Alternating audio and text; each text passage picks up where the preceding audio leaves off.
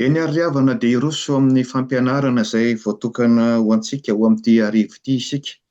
Arak'izay fanambara tao amin'ny afisy dia momba ny helo, enfer, izany no dinihantsika amin'ny maha kristianina antsika. Tena aloha no milaza eto am-piandohana fa tsy hanganongano natao ampitahorana akory ny elo, fa tena fahamarinana ara-tsoratra masina. C'est une vérité biblique. Voarakitra tsara ao anatin'ny soratra masina izany. Mety mampitahotra antsika tokoa ngamba ilay izy dia hitentsika hoe tsy tiako akory na mihaino an'izany ary fa mahatsiravina be. Tsy maintsy mijery an'izany tsika amin'ny maha kristianina antsika satria ny tompontsika mihitsy no nampianatra an'izany. Ka misy fanontaniana vitsivitsy ezahantsika valiana ao anatin'izao fampianarana izao. Tahaka ny hoe nahoana moa no mila mamantatra ny fisian'ny helo isika. Helo misy asa fa tsy ilay helo parapluie akory. Inona marina no ambaran'ny soratra masina momba n'ity helo ity? Ary tsara koa ahitsy ireo hevi-diso izay afafan'ny olona momba ny helo. Ary any am-pamaranana dia omena antsika inona no tena hafatra tiana ampitaina raha hiresaka momba ny helo isika anio. Ndao ary tirantsika ny voalohany dia ny hoe nahoana no miresaka momba ny helo isika? Miresaka momba ny helo isika satria Jesosy Kristy izay arahantsika, izay ilay maha kristianina antsika, Kristy ny ao anatin'izany kristianina izany, izy mihitsy no niresaka an'io. Tsy mila anontaniana. Mateo 7:20. Ary aza matahotra izay mamono ny tena hoy izy, nefa tsy mahay mamono ny fanahy, mantsy azy izany. Fa aleo matahotra izay mahay mahavery ny fanahy sy ny tena ao amin'ny helo, dia ny tenany izay mitondrony izany. Ka raha i Jesosy mihitsy no miresaka momba ny helo, dia rariny isika raha mamantatra ny fisian'ny helo sy izay zava-misy ihany. Faharoa, mila mamantatra ny fisian'ny helo isika mba hatakarantsika ny fahamasinan'Andriamanitra. Ny fahamasinan'Andriamanitra ny ao ambadiky ny helo. Satria nahoana? Efa hatramin'ny andron'ny testameta taloha Andriamanitra no milaza fa Andriamanitra masina izy ka maka hala-ota.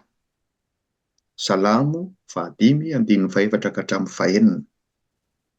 Andriamanitra marina izy ka tsy maintsy hampanjaka izany fahamarinana izany.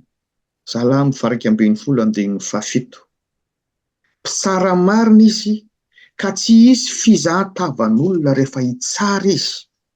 Deutéronome 10:17-18. Ka rehefa tsy maintsy hisy ny fitsaran'Andriamanitra tahaka ny hoe isika ety an-tany, raha miatrika fitsarana eny amin'ny tribonaly eny dia miomana ny hoe mety ho afaka ianao fa mety ho voaheloko ianao, dia misy sazy izay omenanao rehefa hita fa meloko ianao. Dia izay ilay helo, vokatry ny fitsarana rehefa hita fa olona tsy mety mibebaka manamafy fo, dia omena izany fitsarana sy sazy any amin'ny helo izany ianao. Antony fahatelo tsy maintsy hamantarantsika sy resahantsika momba ny helo dia izao. Mba hatakarantsika tsara ny antony filazantsara, ny antony hitoriana ny famonjen'i Kristy. Misy olona mantsy ohatran'ny milaza misy, atao inona izany? Aleo samy mandeha amin'ny fiainan'ny olona. Amin'izao andron'ny teknôlôjia izao ve? Fa ny fisian'ny helo mihitsy no tokony hatakarantsika hoe soa ihany. Fa misy ny filazantsara, misy ny famonjena, misy ny fiangonana mitory sy mampianatra momba ny famonjen'Andriamanitra. Ny fisian'ny elo izay tena zava-doza io no ilantsika ny famonjena, ilantsika ny filazantsara. Ary raha le adiridiry sy le tena mafy ny fijaliana any dia tsy maintsy famonjena tahaka an'izay nataon'i Kristy, izay mahafoaka ny fahotana rehetra ary mahasehaka izao rehetra izao no mifamaly aminy. Rariny raha ampatsiarina antsika ny hoe izany indrindra no antony sy ny fitonian'ny filazantsara satria misy an'io elo io izay loza mananontany ao antsika raha tsy miambana isika. Faefatra, mila miresaka momba ny helo isika satria mampirisika antsika hibebaka zany. Jesosy raha niresaka momba ny helo, tsy hoe mba hahatonga azy ho faly mahita ny olona na ny ratsy fanahy ho any amin'ny fahaverezana mandrakizay, fa ny mba hibebahany aingana. Izay no lazainy eo amin'ny Lioka 2:25-5. Matahora izay manam-pahefana hanary anareo any amin'ny elo. Rehefa tonga tokoa izany fotoana izany, hafanenina ny Tompo, dia izy mihitsy no hanary antsika any amin'ny elo. Ary izany mahatonga azy mbola miantso antsika maniraka mpanompo sy maniraka ny fiangonana hitoro mandrak'androany hoe mibebà, mibebà. Izany rehetra izany no antony iresahantsika momba ny elo, fa tsy hoe zavatra mampatahotra na zavatra mbola ela dia avela ao any. Fa manjary rotsorotsy ny devoly amin'izany isika dia tsy mahalala ny planin'Andriamanitra, fa efa ao anatin'ny planin'Andriamanitra izany. Dia mipetraka amin'ny fanontaniana, inona marina ary moa ty elo ity? Raha ny soratra masina ny jerentsika, teny anankiroa no manakaikikaiky, saingy tsy tena mbola manondro feno elo akory. Ao amin'ny testamenta taloha, izay nosoratana voalohany tamin'ny teny Hebreo, dia ny teny hoe Sheol, izany no niantsoana ny toerana izay misy ny maty. Rehefa le maty ara-nofo voalohany iny sika dia makany amin'ny Sheol. Ao amin'ny testamenta vaovao, izay ny teny Grika nanoratana azy voalohany dia Hades, izany no iantsony azy. Ireo izany dia samy manondro ilay toerana hisy ny olona rehefa miala etỳ an-tany isika. Toerana izay mbola hiandrasana ny fananganana ny tena amin'ny maty. Hoy aho hoe tsy tena mbola le helo tanteraka eo, fa efa mitondra tsikelikely ho an'izay tsy mino dia efa manomboka sady ny fanasasiana azy aho. Dia misy ihany ny septika amintsika. Raha le description sy ny sisa dia hoe tena misy ve izany elo izany, sa fampitahorana fotsiny, sa fanoharana fotsiny? Eny tompoko, tena misy izany. Nahoana moa tsika no mino ny fiainana mandrakizay? Rehefa fiainana mandrakizay dia mino tsika, tsara, mahafinaritra, izany ka tena izy. Nefa tsy mino ny helo izay fahaverezana mandrakizay. Mitovy ny filazan'i Jesosy an'ireo, raha amin'ny halavany, Matteo 5:20, ary ireo dia hiala ao amin'ny fampijaliana mandrakizay, fa no marina ho amin'ny fiainana mandrakizay. Raha misy izany izay eo ambonan'izy roa, ndray any amin'ny fiainana, ndray any amin'ny fampijaliana mandrakizay, dia le hoe mandrakizay. Samy mandrakizay. Ary Andriamanitra no milaza an'izany fahamarinana izany. Hoy aho hoe nahoantsika no hoe rehefa fiainana mandrakizay dia mino, fa rehefa le fahaverezana mandrakizay dia tsy mino. Dia indray fialana bala le izy. Dia mety hipetraka ny fanontaniana, aiza marina ary no misy an'izany elo izany e? Izany no anisan'ny fanontaniana sarotra ataon'ny olona rehefa tiany porofona ara-tsiantifika izany. Fa tsy izany anefa ny fomban'Andriamanitra. Ny Baiboly tsy boky ara-tsiantifika akory, fanambarana, raisina amin'ny finoana. Ary tsy isika no hampianatra an'Andriamanitra ny siansa. Tsika ary mbola miezaka mijery ny univers dia mamantatra ny fombany, dia vao avy mijery ny éclipse solaire tsika izao.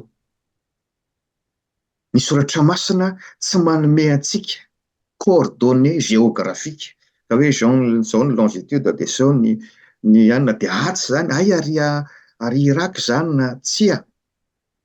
Eny tsy manome coordonnées astronomiques akory ary, ka hoe akaiky ny planeta zao no misy azy na akaiky ny planeta zao. Tsia. Zava-miafin'Andriamanitra izany. Izay ampianariny antsika no mba raisintsika. Raha misy famaritana momba an'io elo io dia ny hoe any ambany. Izany hoe hoentina maneho le hoe tontolo mifanohitra amin'ilay any an-danitra misy ny fiainana mandrakizay. Ilazana ny hoe tena tafasaraka amin'ny voavonjy ny olona voaheloka mandrakizay. Toerana misy aizina, any ivelany, tena maizina, tena tahaka ny lavaka mitsokisoka. Ary raha mijery ny apokalipsy isika na filazany tsara aza dia ambarany hoe farihy mirehatra afo. Izany no ampahafantarina antsika fa hoe aiza marina ny toerana, Andriamanitra irery no mahay an'izany. De misy koa no mamafy hevi-diso hoe Satana zany no mpitondra na mpanjaka vaovao any amin'ny elo.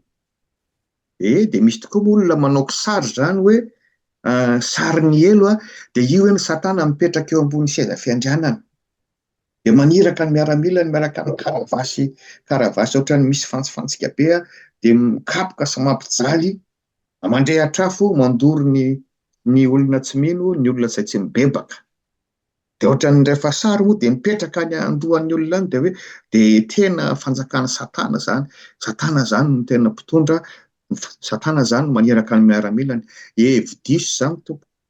Tsy misy soratra masina milaza an'izany. Ny mifanohitra amin'izany no ambaran'ny soratra masina. Jesosy mihitsy no milaza ao amin'ny Matio 5:20. Ny afo maharitra mandrakizay izay voavoatra ho amin'ny devoly sy ny anjeliny, zany no anondron'ny elo. Afo maharitra mandrakizay voavoatra ho amin'ny devoly sy ny anjeliny. Inona ny dikan'izany? Ny devoly zany de tsy mpanjakan'ny elo, fa izy no voaheloka voalohany ihany. Izy no ampijaliana voalohany ihany. Apokalipsy 7:20. Ary ny devoly izay mamitaka azy de natsipy tany amin'ny farihy afo sy solifara. Ay, Satana zany no atsipy voalohany ihany, hiaran'ny fitsaran'Andriamanitra. Ka dia ampatsahivina antsika fa amin'izany fotoana izany Satana de tena fahavalo resy tanteraka. Zao moa izy de efa azo antsoina hoe fahavalo resy rehefa avy nitsangana tamin'ny maty Jesosy Kristy. Rehefa tonga izay fotoana izay, miala amin'ny Satana izay heveriny fa fahefana rehetra teny am-pelatanany, hoelohana mandrakizay izy, tsy afaka hiverina hakafana intsony izy. De manontany indray tsika, tena afo ve ilay afo voalaza any amin'ny elo sa mba fanoharana fotsiny? Sady eny no tsia ny valiny. Voalohany, eny ny valiny satria soratra masina de mampiasa tokoa ny teny hoe afo andronan'izy io. Farihy mirehitra afo, any amin'ny afo sy solifara. Apokalipsy 20:20. Saingy tsy voatery arabaky teny araka ny fahalalantsika ny afo zany. Ny bokin'ny Apokalipsy rahateo dia boky mampiasa fanoharana. Na amin'ny voambolana azy mampiasa metafora. Ka tsy voatery le afo mahazatra antsika le afo ambara eo. Zay no ataoko hoe sady eny no tsia. Eny, fa Jesosy mihitsy aza mampiasa ny voambolana hoe afo. Ary averimberiko foana le Mateo 5:20 ilazany hoe afo mandrakizay. 5:20 fampijaliana mandrakizay. Fa fomba ny soratra masina koa no mampiasa sary mafimafy ilazana ny hamafy ny fitsaran'Andriamanitra izay tsy azo ivalozana, ary indrindra ny hamafy ny fijaliana rehefa tonga any amin'ny elo. De hitantsika zany Mateo 25:41, afo. Afo tsy azo vonoina, hoy ny Marka 9:43.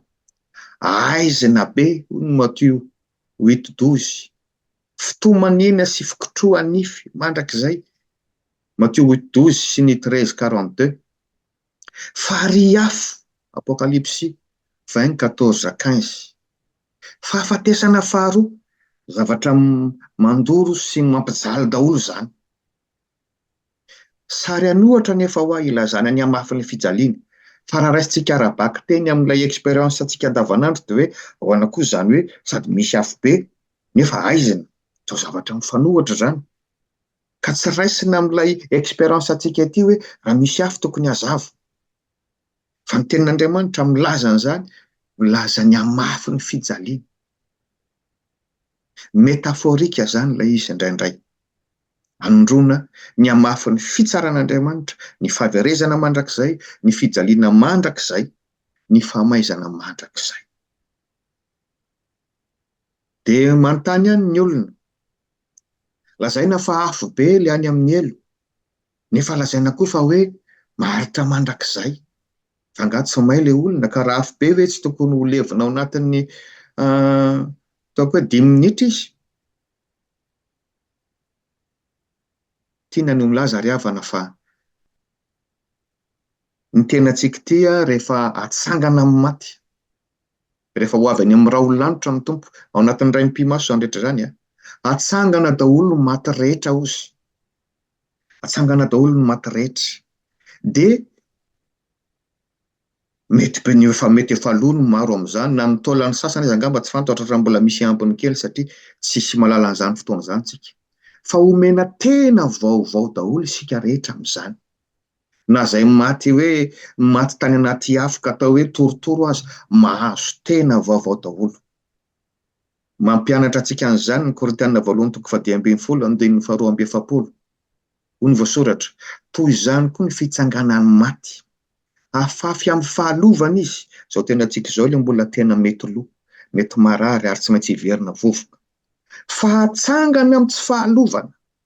Izany hoe rehefa tonga ilay fananganana amin'ny maty faobe, dia lasa manana tena tsy mety loha, corps incorruptible. Izany daholo isika rehetra ireo. Ho an'ny nomino dia antsoina hoe tena ny any an-danitra io. Tsy mitovy amin'ilay vatantsika ankehitriny izao ka hoe mbola mety mangatsiaka, mety mafana.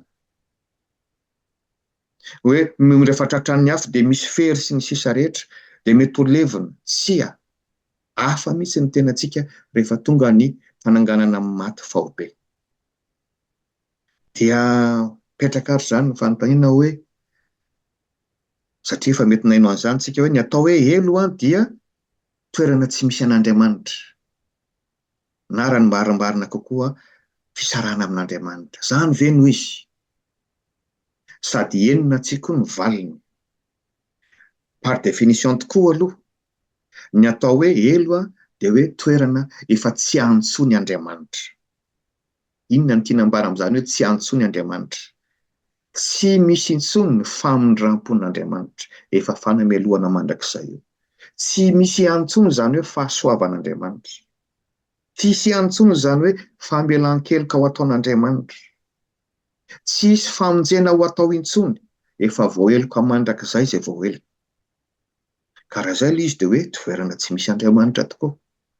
Saingy tsy koa no valina, satria Andriamanitra dia arak'ilay teny malaza fantatsika, omniprésent, n'aiza n'aiza. Izy no nahary izao rehetra izao hananany fahefana. Omnipotent, tsisy mahasakana ny fahefany. Omniscient, mahay ny zavatra rehetra. Ka tsy hoe ho tondrontsika eto hoe misy toerana izay tsy hananan'Andriamanitra fahefana intsony dia hoe any amin'ny elo.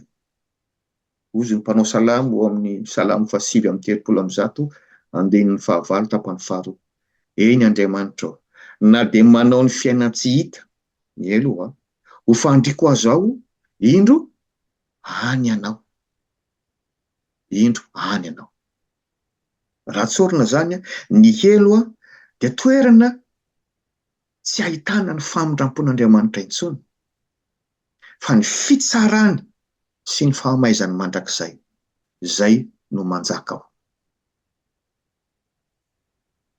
Dia mipetraka ihany ny fanontaniana, ary fanankanan'ny olona matetika izay tsy mino izany elo izany, dia aleo ny miala bala amin'ny fanontaniana adaladala.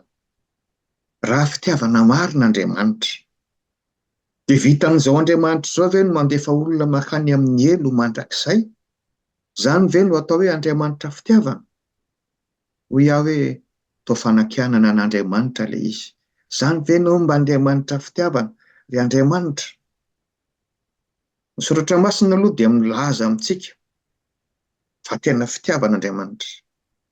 Fa tsy milaza izany hoe rehefa Andriamanitra fitiavana dia Andriamanitra mitongilana indray rehefa tonga ny fitsarana farany. Fa tsy mitsara marina intsony. Ka na misy olona tsy mety mibebaka mihitsy ara tamin'ny androm-piainana dia ho avotsitra ihany satria hoe mbola mpamindra fo. Tsia, efa nanomana, efa hatramin'ny ela, efa niala nenina amin'ny fomba rehetra Andriamanitra izay vao tonga amin'ny fitsarana farany. Ka aza adinoina fa tena mitory ny fahamarinan'Andriamanitra koa ny fisian'ny elo. Rehefa miteny izy hoe afa nenina aminao ary aho, afaka mitsara anao amin'izay izy, ary afaka mandefa anao any amin'ny elo izy rehefa tsy mety mibebaka io.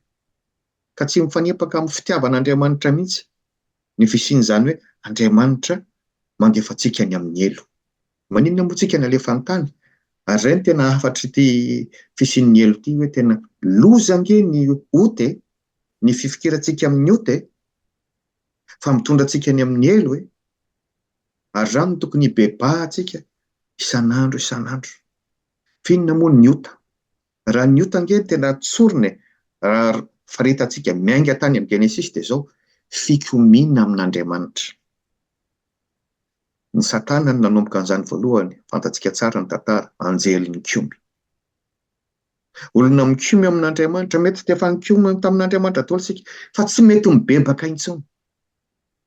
Hiala, izany hoe raha tsorina ny ota dia izao, safidy hisaraka amin'Andriamanitra, tsy hiaraka amin'Andriamanitra intsony.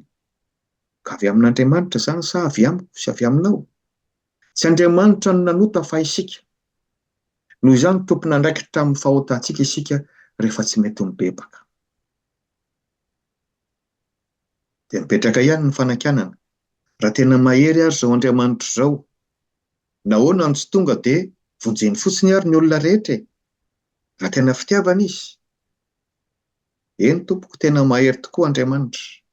Mahay mamonjy ny olona rehetra tokoa izy ary ny fahasoavany ihany no amonjena antsika. Fa averina ihany, tompona andraikitra amin'ny fahotantsika isika. Mila mibebaka isika voavonjy. Ary tsy isika no tokony hampangan'Andriamanitra, tompony zavatra rehetra, na ary atsika. Raha mamaky ny Romanina toko 7 amin'ny 20 ianao, misy olona mantsy te hifandahatra be amin'Andriamanitra. Tsy mety, tsy mety izao, tsy mety izao. Izao ny voasoratra, tsy araha lehilahy. Fa iza moa ianao no mamaly an'Andriamanitra? Izay zavatra noforonina va hanao amin'izay namorona azy hoe nahoana ianao no nanao atoy izao? Raha misy mpanefy vilany ve izany izao izy? Dia ilay vilany ve afaka miteny amin'ilay mpanefy azy hoe zaza atao ohatran'izao ny endriko, zaza asiana tahony? Maninona ny volavolainao? Tsy manana fahefana amin'izany ny vilany. Ary ny tena soratra masina amin'ny Isaia ihany dia manohatra antsika amin'ny vilany tany, eo anatrehan'Andriamanitra Potier izay namorona antsika. Ka izy tsika no hanome tsinan'Andriamanitra. Ny saintsika anie tsy hatakatra feno na ny amin'ny fiainana mandrakizay na ny amin'izany elo izay sy ny fijaliana mandrakizay izany. Izay mba kely hampahafantarina antsika no fantarintsika. Fa zava-miafina izany. Izany fitsaran'Andriamanitra izany, zava-miafina izany. Dia mbola te hanao fiainana ety an-tany ny olona, ary ilay fiainana entre guillemets izay dia hoe ilay fiainana feno fahotana tsy misy Andriamanitra aloha, fa rehefa any hita ihany izany. Dia teraka avy amin'izany ny fanontaniana hoe mbola afaka mibebaka ve ny olona rehefa tonga any amin'ny elo ary? Tsia, tsy nampianatra an'izany ny soratra masina. Rehefa maty ianao dia izay no izy. Tsy misy izany hoe mbola mahatsiaro an'Andriamanitra intsony ianao. Izao no voasoratra amin'ny Hebreo 7:7. Voatendry ho an'ny olona ny ho faty ny ray aman-dreny. Ary rehefa afaka izany dia hisy fitsarana. Amin'ny androm-pahavelomanao no nomenanao hibebahanao. Hanatonanao an'Andriamanitra, hivavahanao aminy, hanomponao azy. Fa tsy hoe mbola misy fampianarana fafandray, mbola miafy fandovana hono, mbola hivavahan'ny fianakaviana aty dia ho hita eo ihany e. Mety mbola afaka mibebaka, tsia. Tapitra amin'ny fotoana hahafatesanao. Dia mety hiteny tsika fa betsaka ny tsy mahazo an'ilay tantara ao amin'ny Lioka 5:20, 7:20 ka hatramin'ny 30. Resaka ny amin'ilay mpanan-karena sy Lazarosy. Ko nahoana ary ilay mpanan-karena voalaza fa hoe tonga any amin'ny toerana fampijaliana, toa mbola mahatsiaro, toa mahita, toa miteny ary toa mbola nangataka. Tsy midika hoe izany fa mbola afaka miantso an'Andriamanitra izy. Tsarovy aloha fa Jesosy no nanao an'io. Tsy miverimberina anisaky ny soratra masina rehetra eo akory, fa fanoharana io, paraboly io nataon'i Jesosy io, mba ahazoantsika mahita aperçu kely ny amin'izany elo izany. Ary ny tena marina hoy izaho hoe le mbola somary Seoul sy Hades zay le noteneniko tary amin'ny voalohany.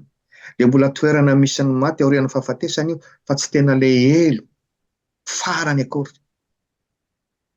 Saingy raha mijery tsara n'ilay fanoharana nataon'i Jesosy tsika, ho an'ny tsy mino efa any dia efa manomboka ny fijaliana araka ny fijoroana vavolombelona ataon'io mpanan-karena ratsy fanahy. Ka hoe mbola afaka miresaka amin'Andriamanitra ve? Tiana aloha manitsy fa raha veren'ny vakiana kely le Lioka 4:12 fa tsy miresaka amin'Andriamanitra akory ilay mpanan-karena, fa miresaka amin'ny Abrahama. Nefa mbola verika any io fanoharana io. Ka diso ny fiheverana hoe mbola afaka mibebaka zany rehefa tonga any amin'ny elo. Ao amin'io tantara Lioka 5:20 io dia ny hevitra pitain'ny 5:20 no tena zava-dehibe. Vakeko kely 5:20. Ary noho izany rehetra izany dia misy antsana lehibe naorina, misy antsana lehibe naorina mba tsy hahafahan'izay te hiala eto hakany aminareo, izay any hakaty aminay. I Abrahama zany efa any amin'ilay misy ny mino izay voavonjy mandrakizay. Ilay mpanan-karena aty amin'ilay toerana izay fa iomanana no ho any amin'ny elo, fa efa dia efa misy ny condamné éternellement. Misy antsana be ka eo anelanelany. Ka tsy hoe mbola afaka mivadika ihany makary amin'ny toerana misy ny voavonjy mandrakizay. Tsy tompo. Ary mampatahotra zany a. Raha atao hoe misy zany no fahatsiarovan-tena dia namatsiaro tena azy ianao tsy afaka miverina intsony. Raha mieritreritra azy ianao hoe mbola mangataka dia tsy hisy valim-bavaka, tsy valiana akory ny fangatahanao. Raha mieritreritra hoe mbola mahita dia tsy afaka mamakivaky ilay antsana akory ianao. Raha mbola miteny tsy afaka mamadika ilay didim-pitsarana izay efa fanameloana mandrakizay. Tsy afaka miverina intsony ianao. Ary izay no tena tokony ho raisintsika amin'ity fanoharana ity. Nahoana moa Andriamanitra lazaina fa hoe tompon'ny fahefana rehetra? Maninona raha tonga dia foanany fotsiny ary ilay ratsy fanahy rehefa tonga ilay farany. Izany ny fomba fijery izany no antsoina hoe annihilationnisme. Misy tokoa ny kristianina mitazona izany fomba fijery izany dia mamoaka andinin-tsoratra masina mihitsy izy. Fa tsy izany no tena ambaran'ny soratra masina, fandikana diso izany. Hisy ny famaizana mandrakizay. Beriko ihany Matthieu 25:46, ny Apocalypse 14:10-11. Ary Satana sy ny miaramilany rehetra ny voalohany amin'izany. Ka oka tsy ho raisintsika ampihetsepo hoe diso Andriamanitra fa dia Andriamanitra fitiavana ve dia ampijaly toy izany. Rehefa hafanenina izy dia mitsara marina. Dia mety misy ndraiky no sahany tany hoe dia iza tokoa izany makany amin'ny elo? Tsisy mahana fahefana hanao izany lisitra izany isika. Jesosy ihany no mihazona ny bokon'ny fiainana. Izy irery ihany no mpitsara marina. Itsika etỳ tany ety mbola afaka mifamitaka hoe ohatran'izao, ohatran'ny mpivavaka be izao, fa ny tompo tsy azo fitahana. Ny soratra masina koa nefa dia mba manome aperçu antsika ihany izay rehetra manamafy fo, izay rehetra tsy mibebaka, izay tsy mino ny zanaka dia efa voaheloka rahateo no tenin'ny soratra masina. Izay rehetra, hoy ny Apocalypse 2:20, izay rehetra tsy hita voasoratra teo amin'ny bokon'ny fiainana dia natsipy tany amin'ny fary hafa. Dia hoe nahoana ary ny soratra masina? Nahoana ary nareo fiangonana no sady mampianatra ny elo nefa mbola mitorikoa ny fitiavan'Andriamanitra? Fitiavana nitoriana an'izany tompo. Fampitandremana izany. Jesosy mihitsy nge nanao an'izany. Ary ny fampitandremana dia misy endrika fitiavana izany. Raha hita ve fa misy antsana be eo dia mba miteny anao ilay olona hoe tandremo fa misy antsana be eo, fampitandremana. Dia hoe tsy fitiavana ve izany? Aza mandeha any. Jesosy sady nampianatra sy nampitandrina ny amin'ny fisian'ny elo nefa koa nampianatra ny amin'ny famonjena. Nanolotra amin'ny tenany mihitsy teo ambony hazo fijaliana hamonjena ny mpanota. Ka tsy mifamono izany. Fanontaniana faraparany ary. Dia raha oviana zany no tena manomboka ity elo ity. Raha oviana. Ny tena tompon'ny fotoana farany aloha dia tsy misy afa-tsy Andriamanitra irery ihany.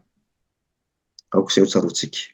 Ny Apokalipsy toko faharoapolo kosa dia mba manome aperçu kely.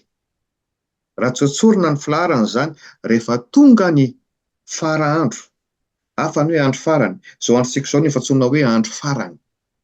Fa le faraandro dia tena hoe eo le limity. Tonga any amin'ny raholanitra Jesao. Dia io lay ao anatin'ny raim-pimaso zany araka ny fanazavan'ny teny soratra masina, atsangana avokoa no maty rehetra. Na izay lazaina hoe tsy hita faty aza. Atsangana avokoa. Ahita azy avokoa no maso rehetra.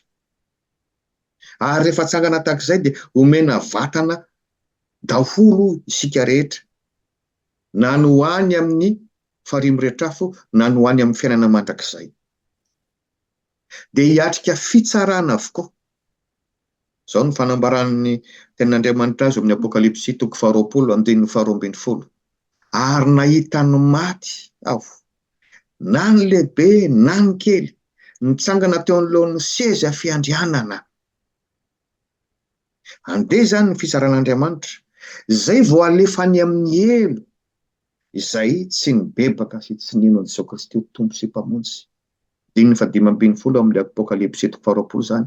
Ary izay tsy hita voasoratra teo amin'ny bokin'ny fiainana dia natsipy tany amin'ny fahariy afo. Eo zany no manomboka ny antsoina hoe fahafatesana faharoa. Hitantsika amafisiny andininy fa efatra ambin'ny folo zany. Izay zany ny valiteny. Efa any amin'ilay andro farany, aorian'ny fitsaran'Andriamanitra, izay vao manomboka ilay tena fampijaliana mandrakizay. Ka mila mitandratandrana ihany tsika amin'ireo olona izay miseho azy mijoro vavolombelona hoe efa tany amin'ny elo dia efa hitako daholo. Hitako tany ny pasteur zao, hitako tany ny artista sy ny sineasta zao. Mila mieritreritra tsara ihany tsika. Fa toerana miafina, zava-miafin'Andriamanitra, izy no mampafantatra raha toka fa ny fanombohan'ilay izy ary mbola any amin'ny andro farany. Marina ry havana fa sao lava loatra. Averiko ihany. Na ny momba ny fiainana mandrakizay, na ny momba ny elo izay isian'ny fijaliana mandrakizay, dia domen'Andriamanitra izany. Tsisy afaka hiambo mahalala feno ny momba an'izany. Raha tsy izany, tsy Andriamanitra intsony Andriamanitra. Mbola zava-miafina izany ho antsika. Izay kely mba nampahafantariny antsika no zaraiko amintsika dia izay nambarany soratra masina. Fa hoy ny Apôstôly Paoly eo amin'ny Korintianina voalohany toko fahatelo ambin'ny folo andininy faharoa ambin'ny folo. Ankehitriny isika mbola mizaha ao amin'ny fitaratra ka tsy mahita marina.